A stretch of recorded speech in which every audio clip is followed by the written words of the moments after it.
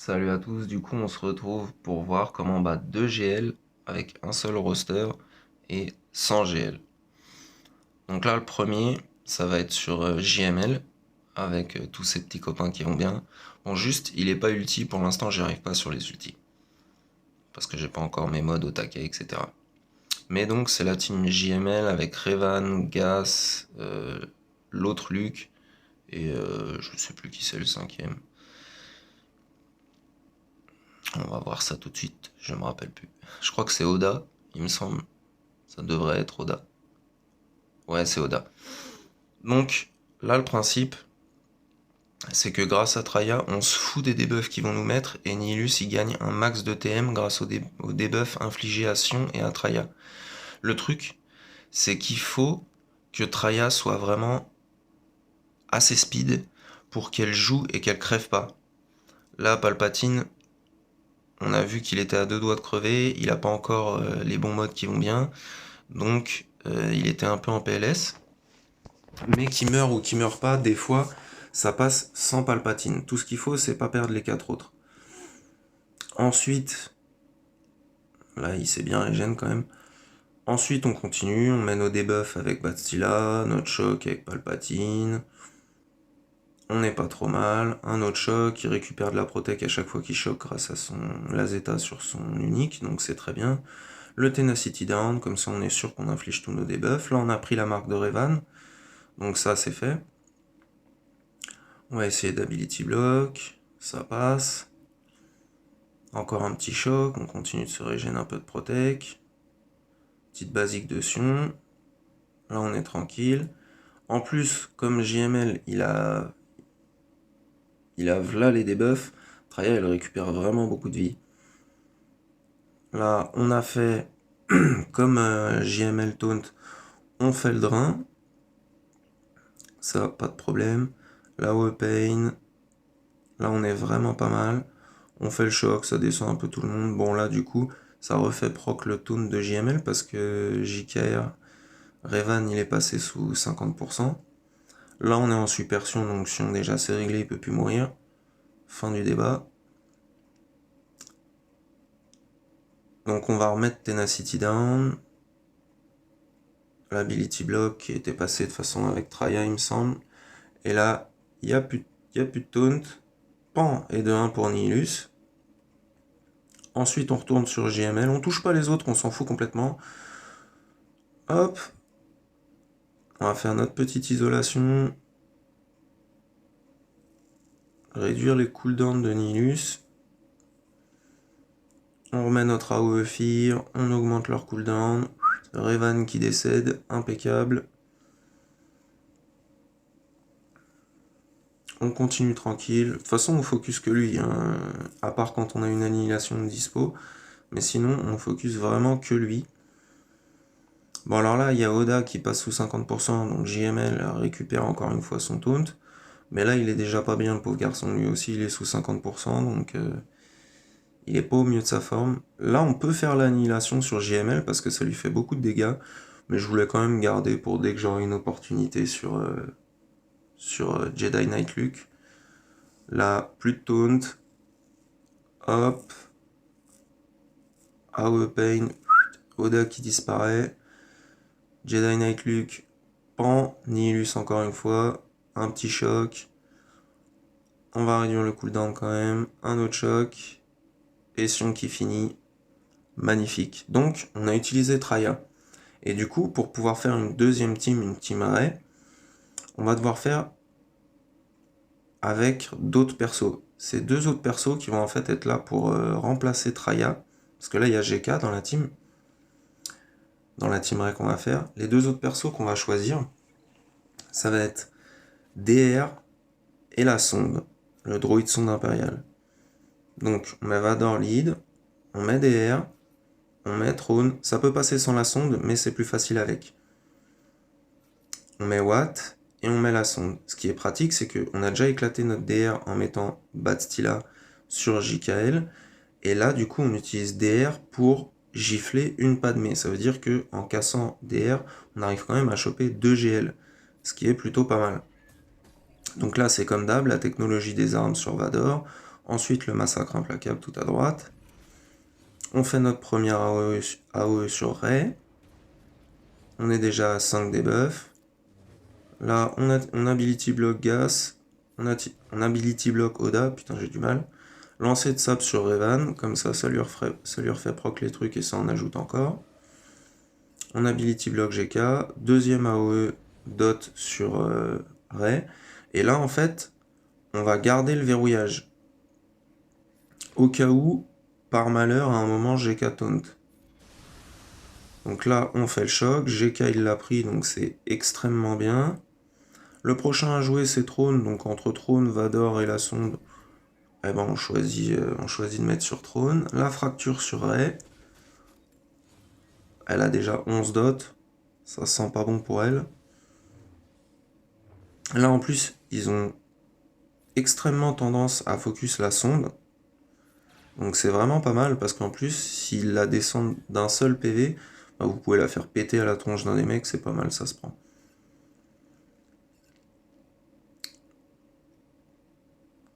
Donc là, on va juste faire une basique sur Oda. Malheureusement, il prend pas l'ability block.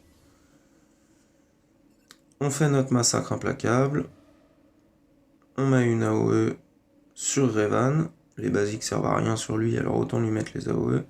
Le lancer de sabre en fin de Ray. On est nickel.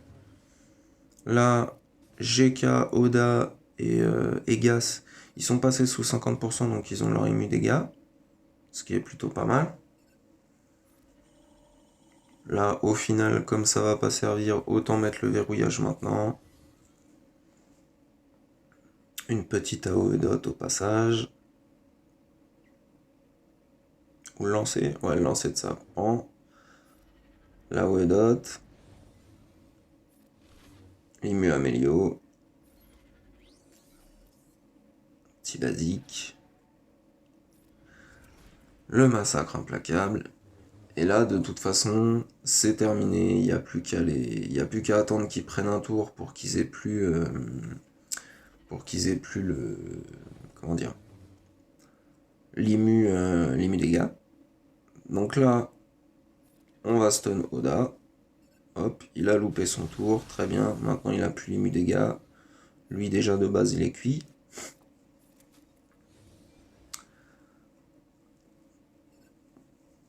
Au revoir GK, pan 490 000, ça se prend au calme.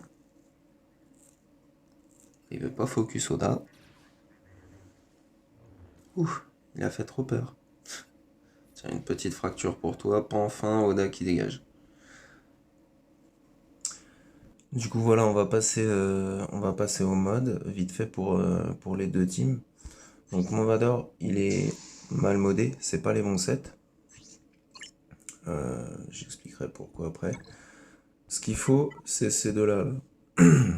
Crit damage et crit chance. Et en fait, le triangle, faut dégâts critiques. La croix, enfin, faut dégâts critiques en primaire. La croix, faut du pouvoir en primaire. Et dans le reste, toutes les stats secondaires, ça doit être attaque, chance de coup critique, vitesse et pouvoir. Et là, vous aurez le Vador parfait. Après, comme moi, ça suffit de le jouer assez speed, d'avoir la croix attaque et change de coup critique pour le lancer de sabre. Pour ça, ça suffit. Après, pour ce qui est dur encore 8, vaut mieux faire le premier set que j'avais dit. Ensuite, le suivant dans cette team-là, c'était Trône. Trône, il n'y a pas vraiment de secret. S'il peut avoir un peu de vie, un peu de protect, c'est pas mal. Mais tout ce qui compte, en gros, c'est la vitesse. Là, il est à 313, je l'ai baissé pour up un peu Bastila. Mais voilà, les deux sets, c'est vitesse, santé. Plus rapide il est, mieux c'est.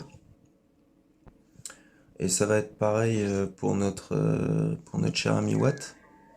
Bon, là, du coup, il lui manque 3 en vitesse quand je les aurai slice. Mais en gros, il va chercher du 313 aussi. De base, ce qui est bien, c'est qu'il a pas mal de santé, il est assez tanky. Donc mettre un 7 vitesse et un 7 santé, ça le rend bien chiant à tuer. Ce qui est toujours bien. Donc là, j'avais mis avec,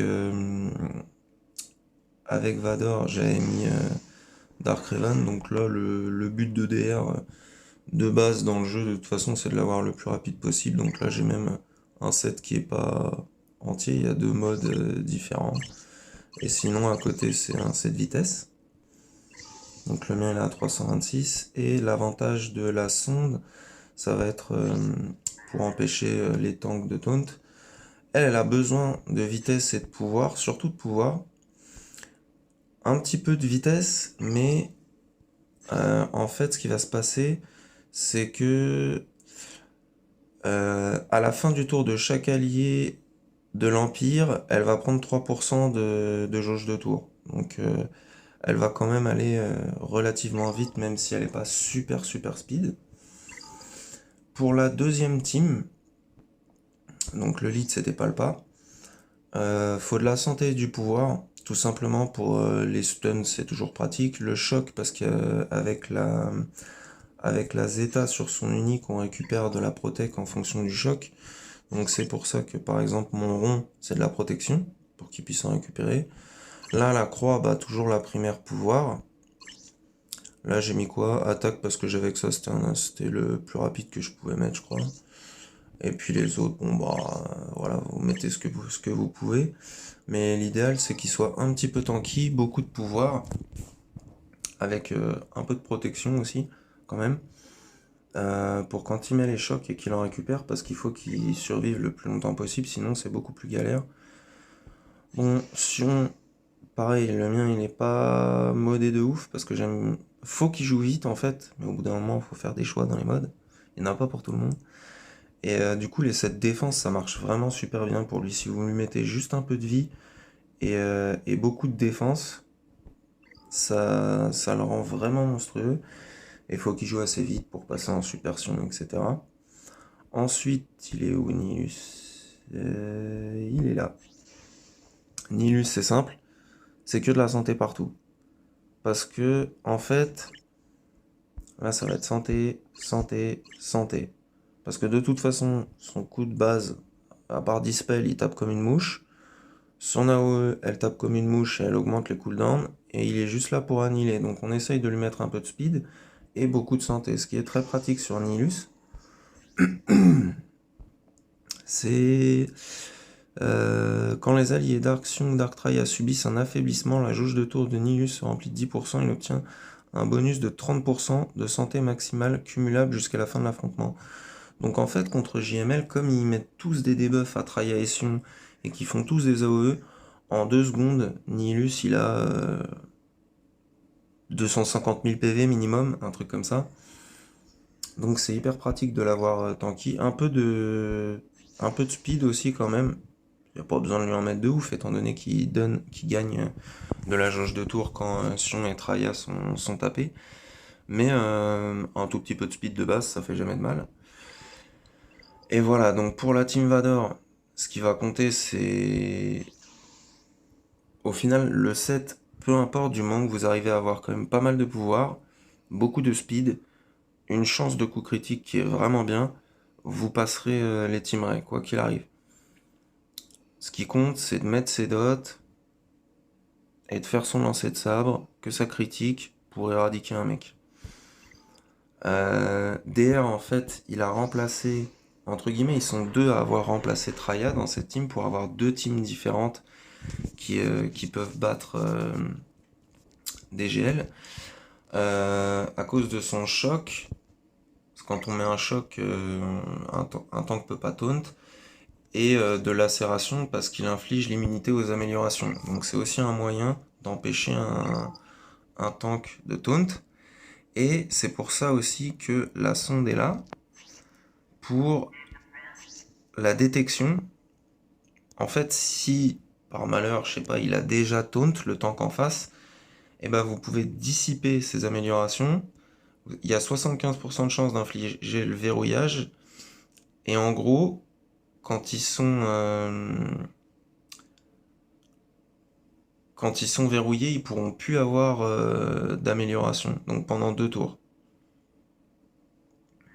Donc c'est plutôt pas mal. C'est où? Voilà. Tant que la droïde sonde impériale est active, les ennemis verrouillés ont moins 25% d'esquive et ne peuvent pas obtenir d'amélioration. Donc c'est vraiment pas mal le fait d'avoir ces deux-là. En plus, la sonde est un empire, donc elle donne quand même plus 8 à Vador de vitesse. Et DR est un site, donc il donne quand même plus 8 à Vador de vitesse. Ce qui fait que, avec 10 persos, donc la première c'est cette team-là, là. Non, même pas. La première... Ouais, non, bref. On va faire Arène 2. Voilà. Donc la première, si on fait Vador en premier, ça va être Vador. DR pour en gros l'anti-tank. Trône pour la fracture. Watt pour ses techs, sinon Vador tape pas assez fort. Et elle est où? Et elle est là pour donc DR et la sonde. En gros, il remplace Traya. Et la deuxième, donc c'est Palplid. Ensuite, c'est Traya, Badstila. Ah oui, j'ai pas parlé de Badstila, faut que je revienne dessus. Traya, Badstila, Sion et Nihilus, le trio magique. Et donc, en fait, Badstila, ça va être la même chose que sous DR. En fait, comme elle est sous Palp et que c'est elle qui va faire gagner du TM à mort, eh ben, il faut qu'elle soit le plus rapide possible. Donc là, elle est à 302, c'est plutôt correct. Il y a mieux, hein, bien sûr. Et puis, bah, moi, je lui ai mis un peu de vie, histoire que si elle prenne une ou deux patates, elle puisse quand même s'en sortir. J'ai failli oublier de parler du perso le plus important de la stratégie contre JML. Donc, c'est Traya. Et Traya, en fait, on va vouloir qu'elle soit vraiment speed. Donc là, je lui ai mis un vraiment bon set. Elle n'a pas spécialement besoin d'avoir une santé de fou furieux. Il lui en faut quand même, il lui faut un peu de protection.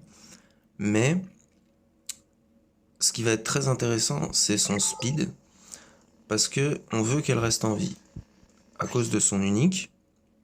En gros, elle dispelle les affaiblissements. Pour tous les alliés Sith. Donc on veut qu'elle soit un peu tanky et speed.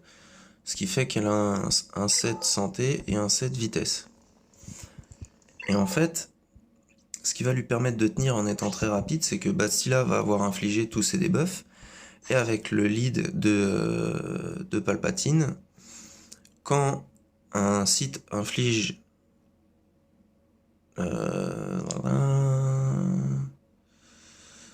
Quand un Sith inflige un affaiblissement pendant son tour, il récupère 20% de santé.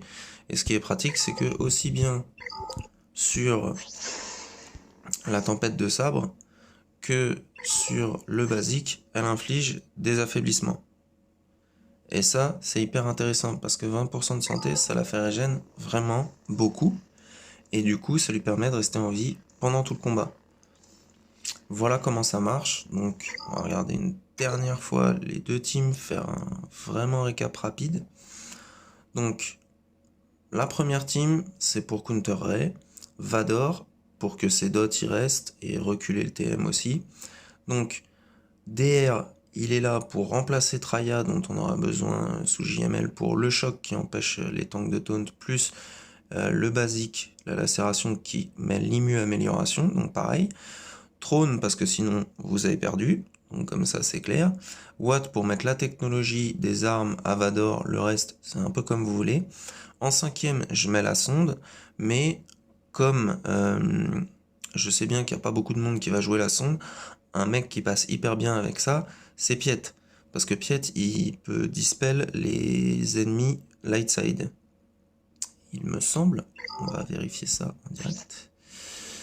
C'est sur la frappe sous-orbitale, je dirais. Dissipe toutes les améliorations des ennemis du côté lumineux. Voilà. Donc si vous avez Piet, c'est pareil, surtout que Piet est très intéressant avec Vador.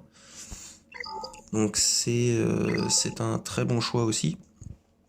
Après je le mets pas là parce que perso je l'utilise ailleurs, mais c'est un très bon choix aussi. Ça peut être utile, même à la limite de la limite. Empire. À la limite, pour ceux qui sont des anciens joueurs et qui l'avaient monté pour le vaisseau, lui, il doit pouvoir faire le café. Je crois que c'est sous ça.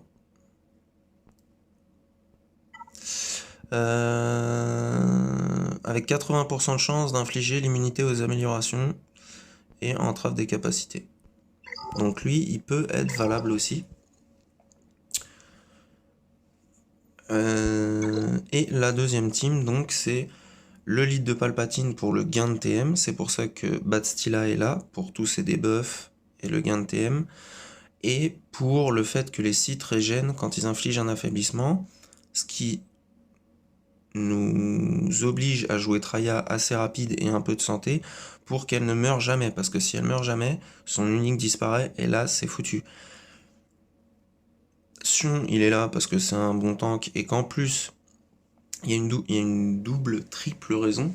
Déjà c'est un Sith, ensuite c'est un tank, ensuite il a son auto-revive, et ensuite pour finir, le mec qui fait tout fonctionner, c'est Nihilus. Et dès le début, vous allez prendre plein d'affaiblissement sur Traya et sur Sion, ce qui fait que Nihilus, il va jouer même plus vite que ma Batstila qui est à... ça peut lui arriver de jouer plus vite que ma Batstila, qui est à 302 et lui il est à 250. Et en plus, ça lui fera gagner 30% de vie à chaque fois que Sion ou Traya prennent un affaiblissement. Ce qui fait qu'il va devenir immortel quasiment instantanément. Et ce qui est très pratique, c'est que sur ces deux teams, ce qu'il faut savoir, c'est que JML focus énormément Nihilus, donc le mec increvable de notre équipe, c'est juste parfait. Et alors avec Piet et avec le pilote à la noix, là, je sais pas, mais avec la sonde, ce qui est hyper pratique, c'est qu'elle est focus par l'équipe ennemie. Donc en plus, si vous voyez qu'il y a moyen d'en buter un avec l'explosion parce qu'ils vous font perdre ne serait-ce que 1 point de vie, et bah boum, et c'est pas mal. Donc voilà, j'espère avoir fait le tour, j'espère que c'est à peu près clair. Et on fera un autre counter une autre fois. Amusez-vous bien. Allez, salut.